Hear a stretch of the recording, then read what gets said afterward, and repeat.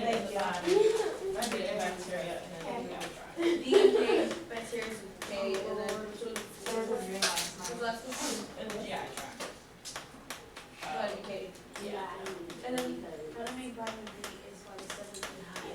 Doesn't have so much anyway, but it's 7, the vibration in sunlight, but it doesn't have that. Alright.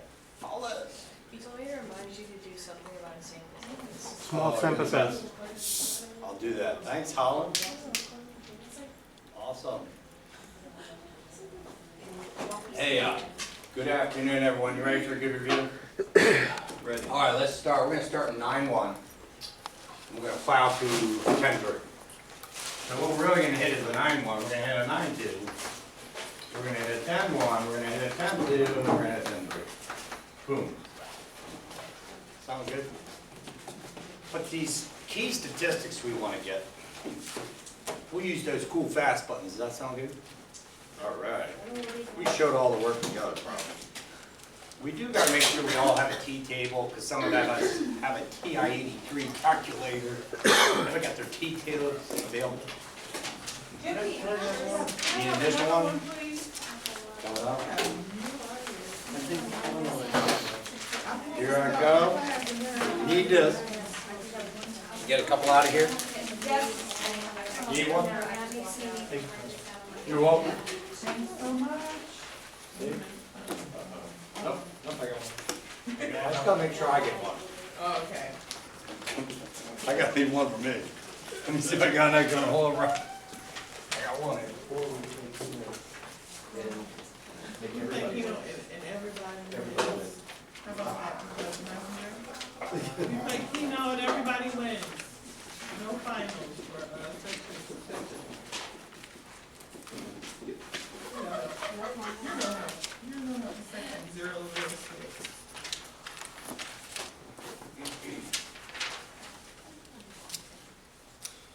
Hey, Mia, you got I one? found it, yeah. Awesome. It's the same thing. That's it. You got it. Someone needs an extra. Ryan, he's got the left, so you can get it out there. Alright. Yeah. Sorry, I had down to my last comment. Oh wait, are we gonna be given one of these on the test? You bet. It gets attached to the final test. Okay, never mind. Has to be there, especially Ryan, because people have TI-83 calculators, you know? Yeah. I have a TI-84, and I don't even have the inverse T button on mine, so you bet. I wasn't sure if we needed to bring it in, so I just pulled it up on here. So. Oh, cool, that's perfect, I like that. I like that, he's just gonna pull the thing up. You're going to give this formulas too, right? That's correct, all these formulas will be attached too. Awesome. All right. So we start 9-1. All right, my one. This is 9.1, this is comparable. For a population proportion. So we don't need T for that, do we? No. We only use this T table for means, correct? All right, so we're looking at some problem that's got proportions in it. And this is actually, the problem I'm picking is in section 9.1, it's number 30. And it's about healthcare. And when this was done a long time ago, November 2010, so this is before the Affordable Care Act, but this was a poll given, it was a Gallup poll, and they said 493 out of 1,050 adult Americans believed it was responsible of the federal government to make sure all Americans had health care coverage. Okay, so 493 out of 1,050 felt that it was the responsibility of our federal government to ensure that everyone, all Americans, had health care coverage. This is back down in 2010. So, all right, that was the poll. And the first thing is, with this poll given, we're eventually going to construct a confidence interval about it. But the first thing I want to do, after we just have these two numbers here, is can we just verify our requirements? All right? And by me saying this is, can we just make sure that the distribution of the sample proportion is approximately normal? All right, well, is that the NPQ greater than equal to 10? Mm-hmm. Yeah. We're going to check that. we'll just make sure that the sample size is less than 5% of the population size. And everyone, it was a random sample, so we can check that off. It was done by Gallup, and they do everything randomly. Now, when there's one thing funny I have to fix in letter A is I'm verifying requirements. Right, it's either NPQ greater than 10 or the sample size is less than or equal to 30 with means. This is the only weird thing, Art, this came up in our last lesson. This whole problem, everyone, we're doing, we're trying to estimate what's going on with the population proportion. Okay? So we don't know about this, which I have right there. That's a row. We don't know this. So in place of this, we're going to have to use the hat. We're going to have to use hats on this. That's the only thing. You go, why?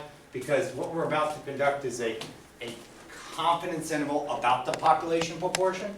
This is coming from section 9.1. We don't know rho. We're trying to estimate rho. We're trying to predict it and give an estimate of what it is. So we use that in place. So to start, we got these two numbers. So where's the p hat? 493 over 1050. Good. So as I'm going to read, p hat is equal to, this is dx, this is dn. We'll hit it on the calculator and we can write it out a couple decimal places as it goes further. Is it neat? I'm hoping. Holland goes, better write it all out. What's it come out to be? 0.4695. I'm going to write it all out, everyone. It wasn't a perfect 0.47, okay. 0.4695. It's roughly 47%, but I'm going to write it as 46.95%. All right. Now I'm going to check this. So n is 1,050. The p hat is 0.4695. This has come up a few times in our class. Michael, do you remember this? I write q hat. What is that? It's 1 minus this. It's just an easy way to say it. What's 1 minus, what's 1 minus a 0.4695, and I'll multiply that. 1 minus 0.4695. 0.5304 or 0.5305? 4. Oh, because it rounded. Okay, I got you. Hey, is that hard, Ken? I bet you're like, yep. See, this sample size is so big here, Randy. I think we're going to be safe here. This doesn't work out when we get sample sizes of like 20. But you get sample sizes up. This is 1,000. Gallup interviewed 1,000 people. This is going to check. I was just curious what number comes on the calculator. 260. Oh, we blew away at 10, huh, everyone? You probably saw it coming when we had this gigantic sample size. This is like 260 something, everyone. Check it off. Cool. Hey, is this good? You bet, everyone. You can just check that off as well. And you go, how do I know that? 5%, everyone, aren't they? They're pulling all Americans? Millions. Millions. It's gonna, that sample size of 1,000 is definitely less than 5% of millions, you know? Just 5% of a million. So you're never gonna like try and trick us and Exactly, make right. it small. But I'll talk about that. There's some problems in, no, will not. But there's a problem when we get to section 10.2. At the end of this whole thing, I would like to discuss something from section 10.2. There's a way to deal with small sample sizes. If you go, oh my gosh, what if I was only dealt with this small sample, I can only work with this randomly, and I did a poll, is there still a way to estimate, do a hypothesis test? So I'll talk about that. But you're right, not out to trick you, exactly. I mean, like if they describe it as normal, then you don't have to worry about it. That's right, exactly. That's the key. We're just trying to see, is the distribution in his case, or the sample proportion approximately normal? And we just make sure the sample size is big enough. But there's a problem, and you asked a good question. Because, so we always do these checks, even teachers, you get tired of doing it. It's a little tedious to go through this thing. Okay, let me go through this.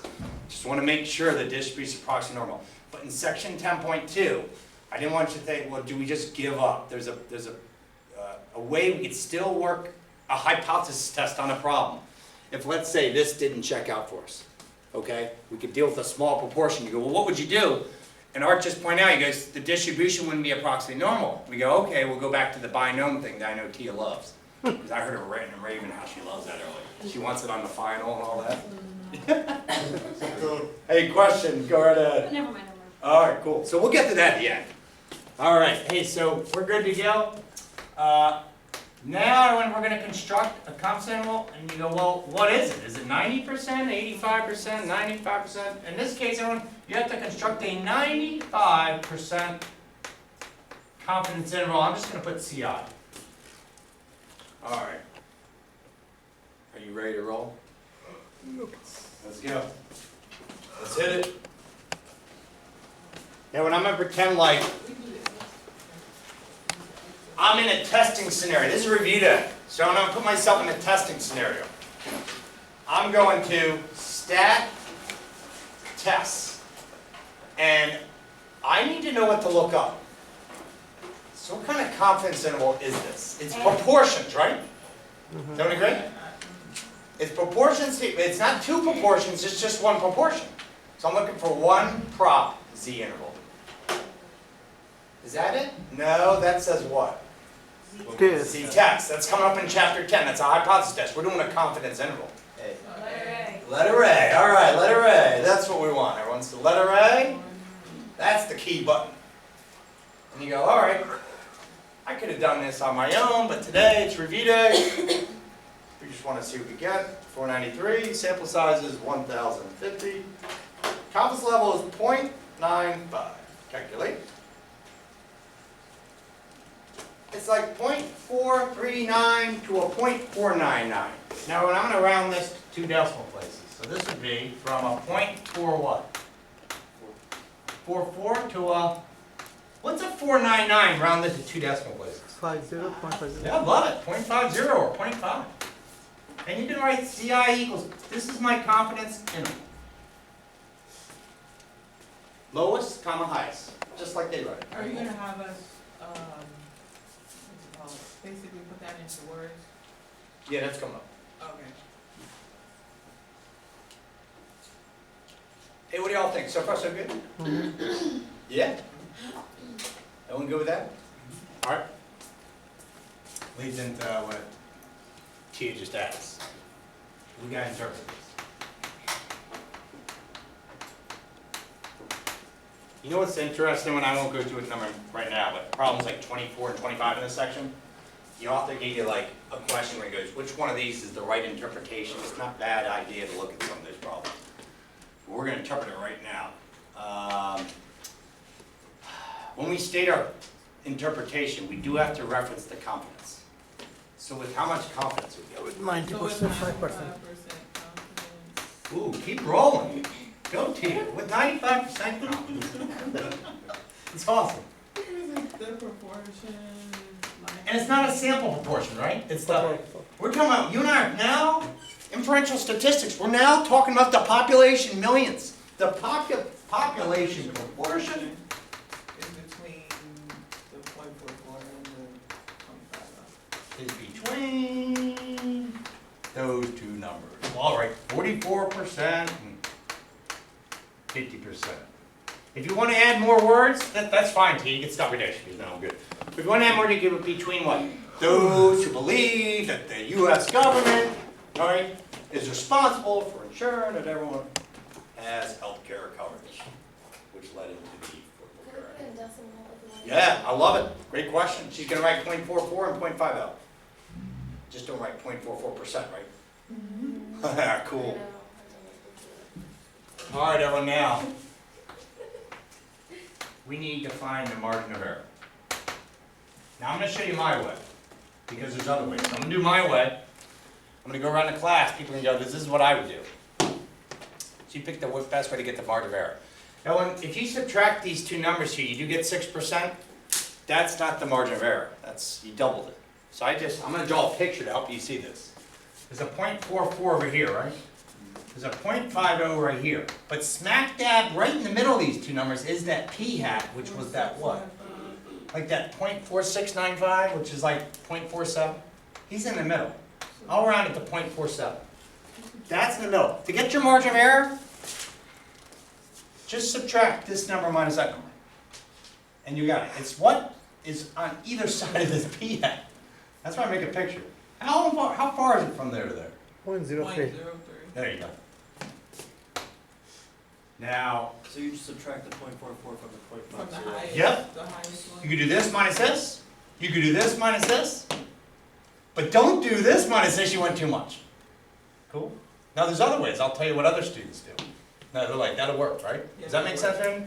So it's from the outside part of the confidence interval to the middle. You go, well, who's in the middle? We never see it, this p hat. Right. The point estimate sits in the middle of this interval. Cool. Look at the .47? Oh, we found that originally. Oh, okay. And here's something else. In case you forget, you'll see it on the screen. Randy, you'll see it right on the screen. It'll be like sitting right there too. You can see it if you just want to look. Because you found it at the, you go, how would I get that? You could let the calculator repeat it. Came from the x over n. Sits in the middle. So hey, that's one way to get it, right? That works every time. Not trying to confuse anybody, but Art, you mentioned something in class. You do something with these two numbers. What do you do? Subtract them and divide by 2. So he subtracts the whole full thing, and then he just divides by 2. That works too.